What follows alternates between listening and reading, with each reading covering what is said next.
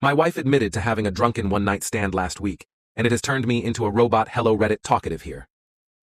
Our love story had been a beautiful tapestry, woven together with threads of trust, laughter, and unwavering support. Kate and I had been together for 9 years, married for 4. We had always prided ourselves on our communication, which was the cornerstone of our relationship. We rarely argued, and our connection deepened as time went on.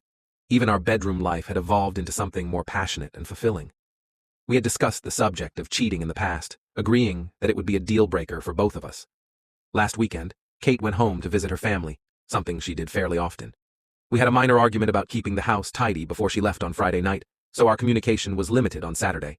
But I knew she was going out to meet some friends at a bar, and I trusted her completely. Before I fell asleep, I texted her, hoping she had a nice night.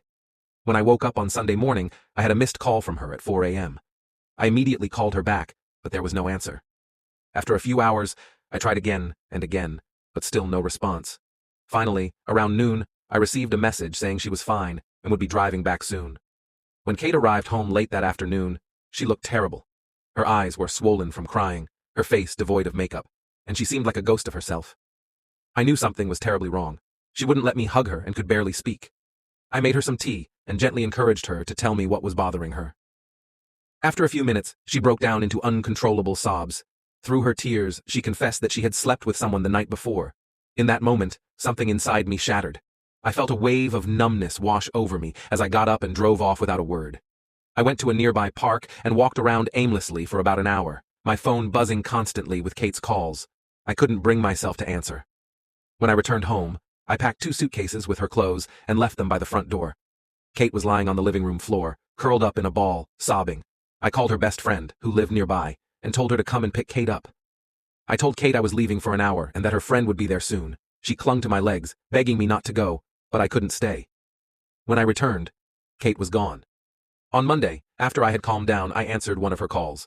I told her I needed her to send me an email with all the details of that night, and that if she left anything out, there would be no hope of reconciliation. I received her email that night but still haven't opened it. Since then, I've been on autopilot, working, exercising, and sleeping. I moved money into separate accounts and blocked Kate and her friends on social media. One of her friends showed up at my house demanding an explanation, but I told her to speak to Kate and closed the door in her face. Kate posted a note through the door yesterday asking me to meet with her. I'm conflicted. Should I meet her? Will it change anything? Is there any point in trying to reconcile? Is it normal to feel this numb, like a robot? How do I snap out of this? When I opened the door to Kate yesterday, she looked even worse than before. She tried to hug me and mumbled apologies, but I stopped her and we sat down to talk. I told her I would be recording the conversation, and she agreed. She began explaining what happened that night, starting with how she had been at the bar with 2 friends I knew and liked. She admitted to drinking a few glasses of wine and a cocktail, not enough to be very drunk.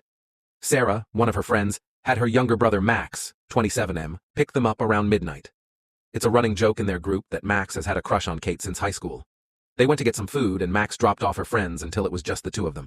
Kate said she didn't want him to drive the 20 minutes to her parents' place after working all day, so she decided to order an Uber from his apartment. Once inside, she couldn't get an Uber, and Max suggested she crash in his bed while he took the sofa. Kate refused and kept trying to find an Uber.